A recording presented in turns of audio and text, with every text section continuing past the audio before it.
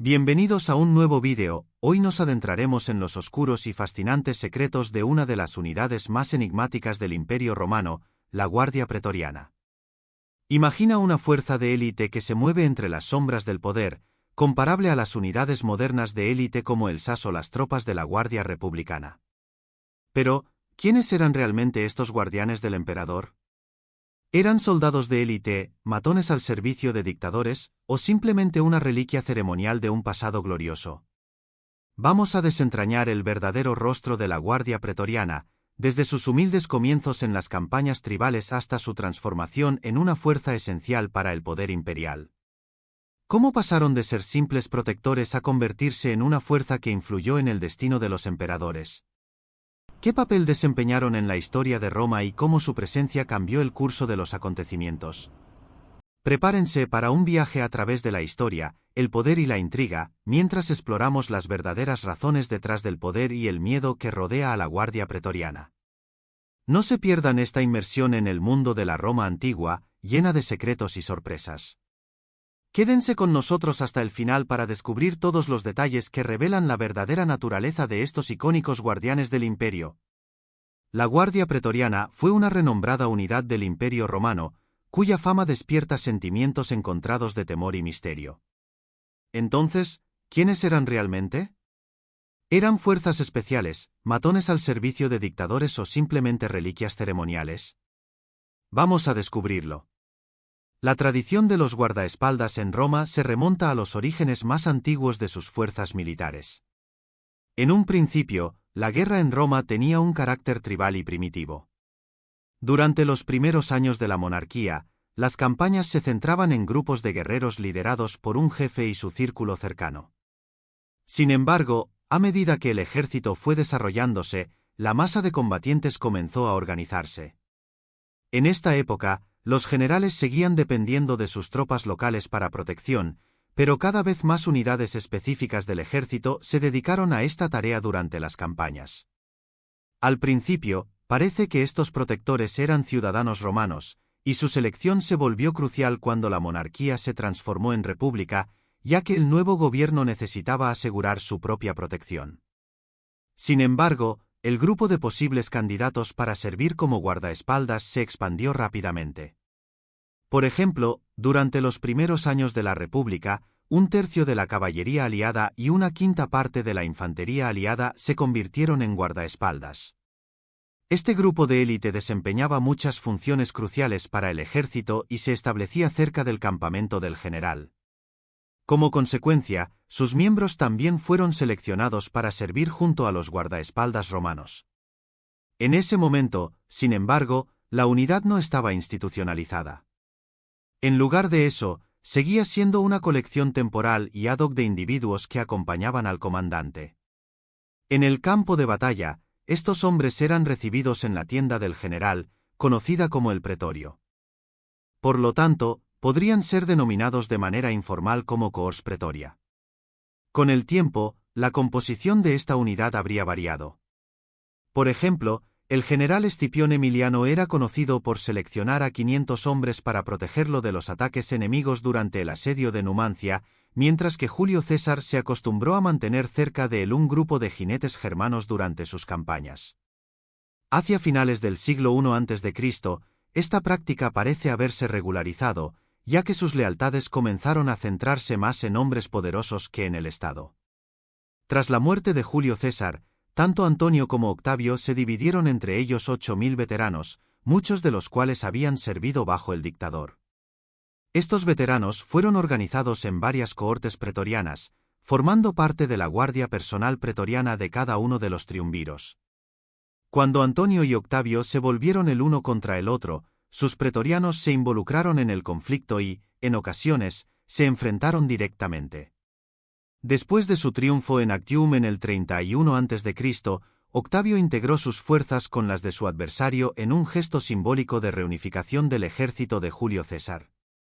Como resultado, se establecieron 9 cohortes pretorianas al finalizar la guerra, alcanzando un total de 5.400 hombres. En lugar de desmantelar estas unidades, Octavio optó por mantenerlas a su servicio como una fuerza de seguridad durante los tiempos de paz.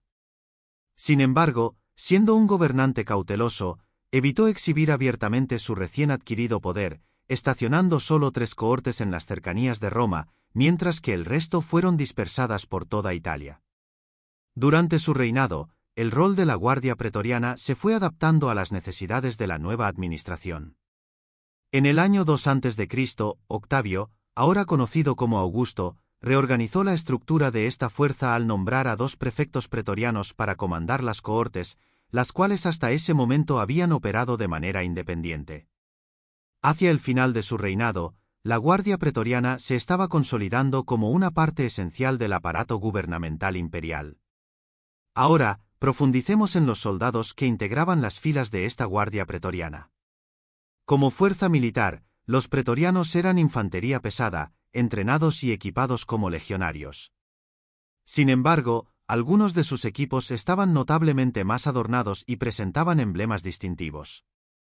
Los cascos de la Guardia Pretoriana, por ejemplo, se distinguían por una alta cresta de crin y detalles elaborados trabajados en el metal.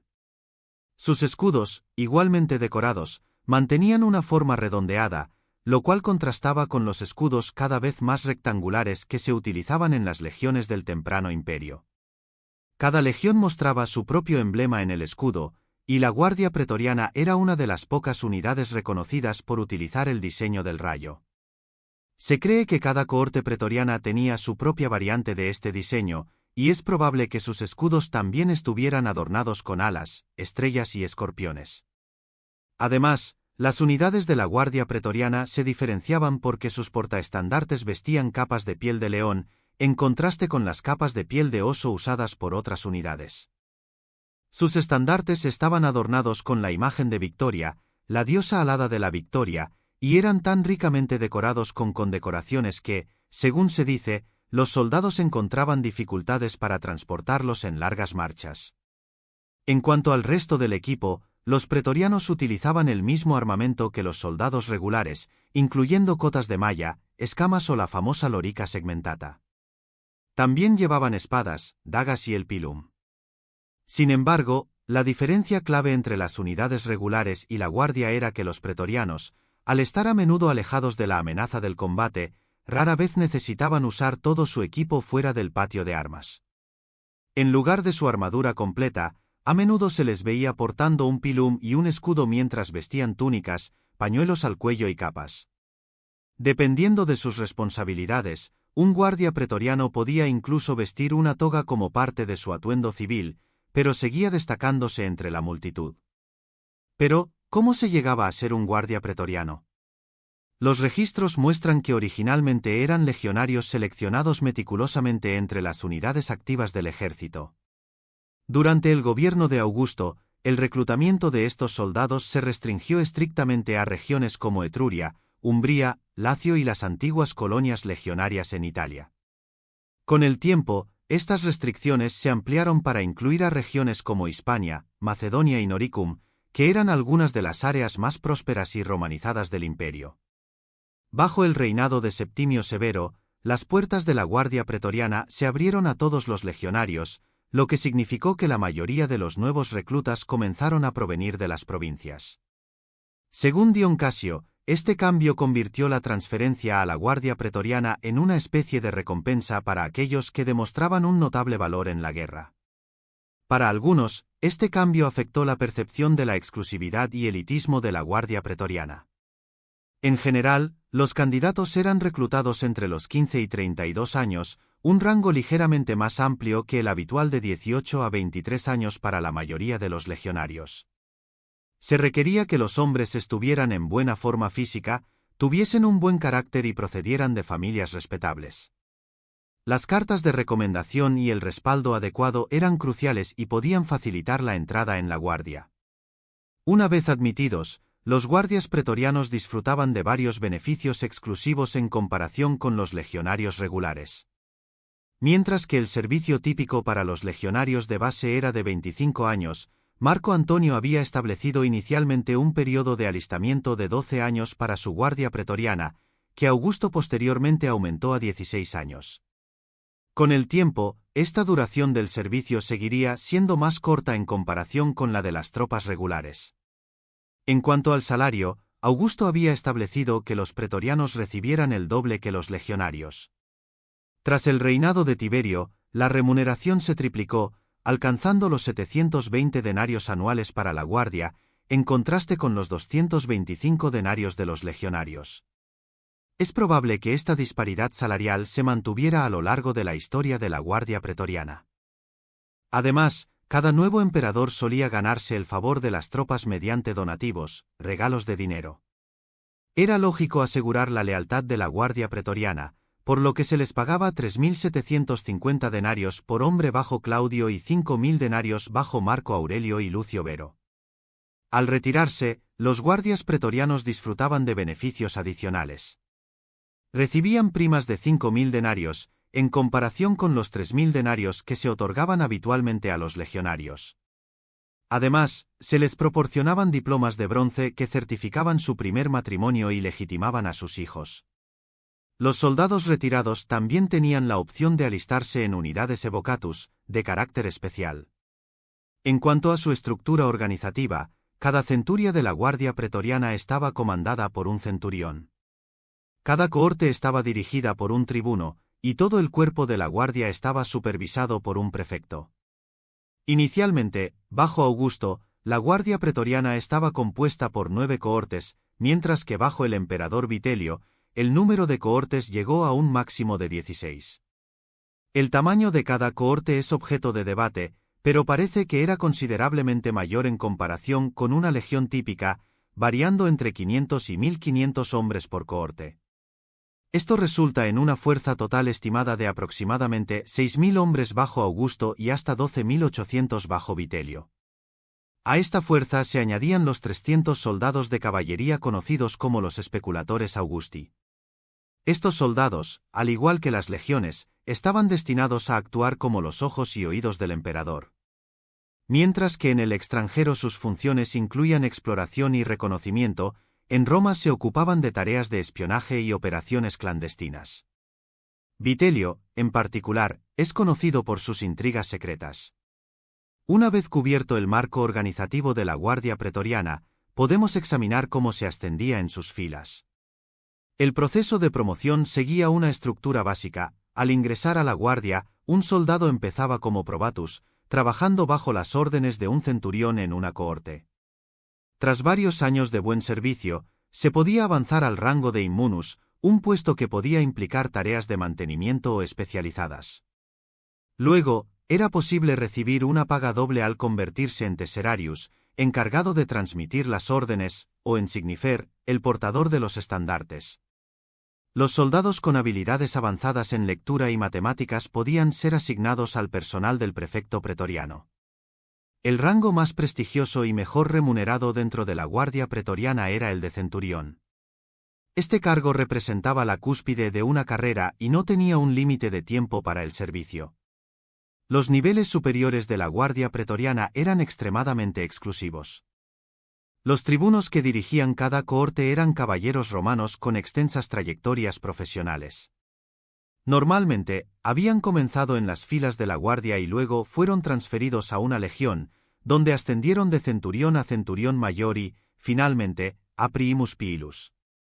Tras esto, solían servir un año como tribuno en los vigiles y otro en las cohortes urbanas.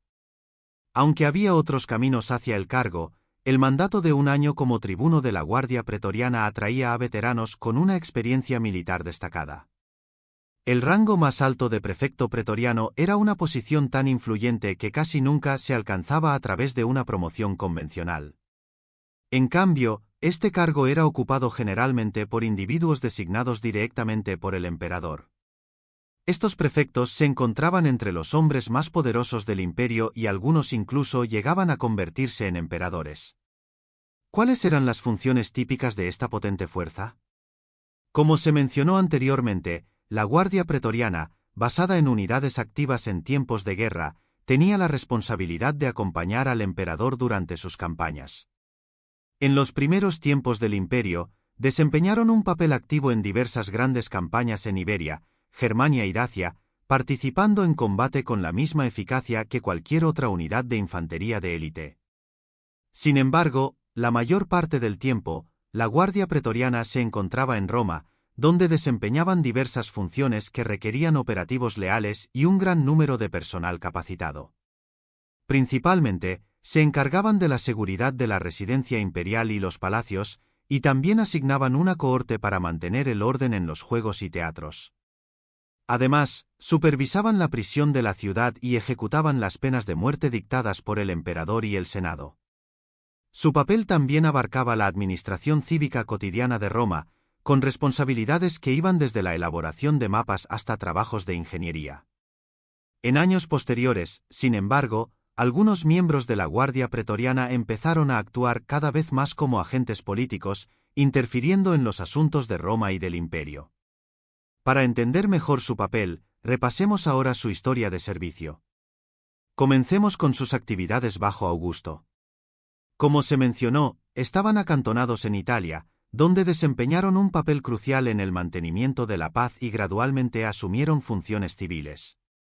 En cuanto al combate real durante este periodo, parece que solo se involucraron directamente en acciones cuando acompañaban a Augusto en sus campañas personales, lo cual era poco frecuente, ya que la mayoría de sus conflictos eran dirigidos por lugartenientes de confianza. La principal excepción a esta regla fueron las guerras cántabras, que comenzaron poco después de que Augusto asumiera el poder. Fue un sangriento conflicto de guerrillas en terreno difícil, que requirió el despliegue de 8 legiones. Augusto decidió reforzar personalmente el conflicto, pero solo estuvo presente alrededor de un año hasta que una enfermedad lo obligó a retirarse. No está claro cuánto combatieron los pretorianos, pero su contribución fue probablemente mínima, ya que la guerra se prolongaría durante una década. Cuando Tiberio sucedió a Augusto en el año 14 después de Cristo, decidió mantener la Guardia Pretoriana. Pronto, el nuevo emperador se enfrentó a disturbios en Panonia y el Rin. Para manejar los problemas en Panonia, se envió al hijo de Tiberio con 2 cohortes pretorianas, mientras que los disturbios en el Rin fueron gestionados por Germánico, quien recibió 2 destacamentos de la Guardia Pretoriana de 2000 hombres cada uno. Los enfrentamientos en Germania resultaron ser significativamente más intensos para los pretorianos, que estuvieron presentes en la batalla de Idistaviso en el 16 después de Cristo y en la batalla del Muro Angrivario. Fue en el segundo enfrentamiento donde los pretorianos derramaron más sangre, luchando en el duro asalto al flanco boscoso del enemigo. En estos esfuerzos militares, los pretorianos demostraron ser soldados capaces, a menudo combatiendo junto a otras unidades veteranas. Durante el reinado de Tiberio, la importancia de los pretorianos continuó creciendo. El prefecto pretoriano, Lucio Aelio Sejano, se convirtió en un estrecho asesor del emperador y ejerció una influencia significativa sobre él. En el año 23 después de Cristo, Sejano logró trasladar a todas las cohortes pretorianas a Roma y construyó una guarnición fortificada en lo alto de la colina de Viminal. Este campamento, conocido como Castra Praetoria, tenía aproximadamente 2/3 del tamaño de una fortaleza legionaria de la frontera y cubría 17 hectáreas con murallas circundantes de 3,5 metros de altura. Las construcciones posteriores elevaron sustancialmente la altura de las murallas e incluyeron nuevas almenas y torres. En esta posición, Sejano consolidó su poder y persiguió sus propias ambiciones con gran determinación. Se embarcó en un despiadado programa para eliminar a sus rivales, incluyendo el envenenamiento del hijo del emperador, Druso. Sin embargo, su conspiración para reclamar el trono fue revelada en el año 31 después de Cristo, y Sejano, junto con sus conspiradores, fue asesinado. El abuso de poder se convirtió en una característica recurrente de la Guardia Pretoriana. Como la mayor fuerza armada de Roma, los pretorianos ejercieron una enorme influencia sobre el emperador y no estaban dispuestos a arriesgar su posición privilegiada. En consecuencia, la Guardia desempeñó un papel crucial en cada transición de poder durante el reinado de la dinastía Julio-Claudia. En el año 37 después de Cristo, ayudaron a Calígula a suceder a Tiberio, pero más tarde contribuyeron a su asesinato en el 41 después de Cristo. Posteriormente, sacaron a Claudio del palacio y lo proclamaron emperador. Este sería el primero de varios casos en los que la Guardia Pretoriana desempeñó el papel literal de hacedores de reyes. Tras la muerte de Claudio, apoyaron a Nerón, aunque eventualmente lo abandonaron. En el caos que siguió durante el año de los 4 emperadores, muchas de sus filas fueron depuradas. Cuando los Flavios tomaron el poder, las unidades pretorianas fueron reformadas para apoyar a la nueva dinastía. Bajo los Flavios, la guardia fue nuevamente conducida a la batalla, participando en campañas contra las tribus germánicas y dacias.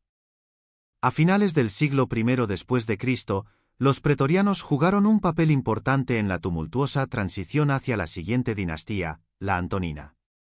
Este periodo estuvo marcado por más ejecuciones y disoluciones dentro de sus filas. Sin embargo, el futuro de la guardia se aseguró con la ascensión de Trajano al poder. Bajo Trajano, los pretorianos volvieron con fuerza al campo de batalla, participando en las exitosas guerras dasches y partas. A lo largo del siglo II, la guardia pretoriana continuó actuando en las fronteras del imperio, lo que redujo su capacidad para causar problemas en la capital. Sin embargo, en el año 180 después de Cristo, el emperador Cómodo trajo a los pretorianos de vuelta a Roma, y rápidamente se reorientaron al campo de batalla político, volviendo a intrigar. En el año 192 después de Cristo, el prefecto pretoriano ayudó a dirigir el complot contra Cómodo. El nuevo emperador Pertinax recompensó a los pretorianos con pagos de 3.000 denarios. No obstante, los pretorianos devolvieron el favor asesinando a Pertinax solo 3 meses después. En el mayor escándalo hasta la fecha, los pretorianos ofrecieron la corona del imperio al mejor postor, quien resultó ser Didio Juliano, que compró el poder por 25.000 sestercios. Su reinado fue breve y tumultuoso. Cuando Septimio Severo, con los ejércitos del Danubio, se apoderó de Roma, el imperio se sumió en el caos, y toda la guardia pretoriana fue disuelta. Sin embargo, su función seguía siendo crítica, y las unidades pretorianas fueron reformadas a partir de los elementos leales de las fuerzas de Severo, restaurando así una versión renovada de la guardia para servir al nuevo emperador. Como era habitual, la guardia pretoriana bajo la nueva dinastía de los Severos se destacó en las guerras externas, pero eventualmente se deshonró con la política interna. La cuestión de quién vigila a los vigilantes fue sin duda acuciante en los siglos siguientes. Para abordar este problema, algunos emperadores intentaron controlar el poder de la guardia pretoriana. Septimio Severo, por ejemplo, creía que reclutar tropas demasiado familiarizadas con la política de Roma era peligroso. Por ello, adoptó la política de reclutar guardias de las legiones fronterizas, con la esperanza de reducir su involucramiento en la intriga política. Otros emperadores intentaron limitar el papel de la guardia o tener un control más estricto sobre sus oficiales. Sin embargo, esto era un juego peligroso, especialmente durante las guerras civiles del siglo III, cuando el poder de la guardia pretoriana a menudo se entrelazaba con las luchas de poder del período. A medida que el control sobre la guardia pretoriana se reafirmó al final de este período tumultuoso, surgió una oportunidad para implementar cambios más agresivos en su estructura y funcionamiento, buscando finalmente una forma de equilibrar el poder de esta fuerza con la estabilidad del imperio. Por ejemplo, el gobierno de Diocleciano en 285 después de Cristo introdujo las legiones de las ciudades de Jovia y Herculiana, que socavaron la influencia de los pretorianos. Más tarde, Galeriano ordenó la disolución de estas unidades al considerar que había llegado el momento de acabar con la guardia pretoriana. Sin embargo, tal vez actuó demasiado pronto, ya que los pretorianos se volvieron hacia Magencio y lo proclamaron emperador. Este giro los puso en curso de colisión con Constantino el Grande, quien marchó sobre Roma para tomar el control del oeste. Los dos se enfrentarían en la batalla del Puente Milviou en 312 después de Cristo. Desafortunadamente para los pretorianos, ellos y Magencio fueron derrotados. Como consecuencia, Constantino disolvió definitivamente la guardia pretoriana. Después de más de 3 siglos de existencia, ahora eran ellos los que eran abatidos frente al trono. En lugar de los pretorianos, surgirían nuevas unidades de guardaespaldas, como los escolapalatinos y los varegos. El último vestigio de los pretorianos sería el cargo de prefecto pretoriano, que se encargaba de la administración financiera en Roma. Con el tiempo, este cargo también desaparecería. Ahora podemos reflexionar sobre nuestra pregunta inicial: ¿quiénes eran los guardias pretorianos? ¿Fuerzas especiales, matones dictatoriales o reliquias ceremoniales? La respuesta corta es ninguna de ellas.